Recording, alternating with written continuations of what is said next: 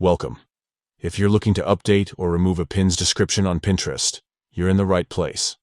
Today, I'll guide you step by step through the easiest way to delete a pin's description using the Pinterest app, making sure your profile looks exactly how you want it.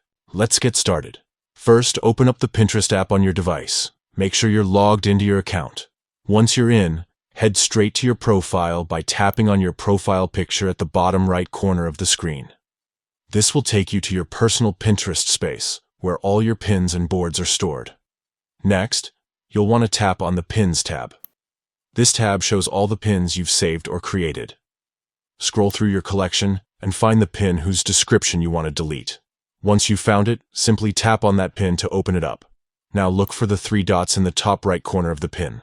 Tap on these dots to bring up a menu of options. From this menu, choose Edit. This is where you can make changes to your pin, including its title, board, and of course, the description. In the Edit screen, you'll see the description box. To delete the description, just tap inside the box, select all the text, and erase it.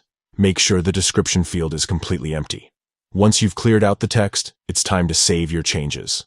Finally, tap Save in the top right corner. That's it!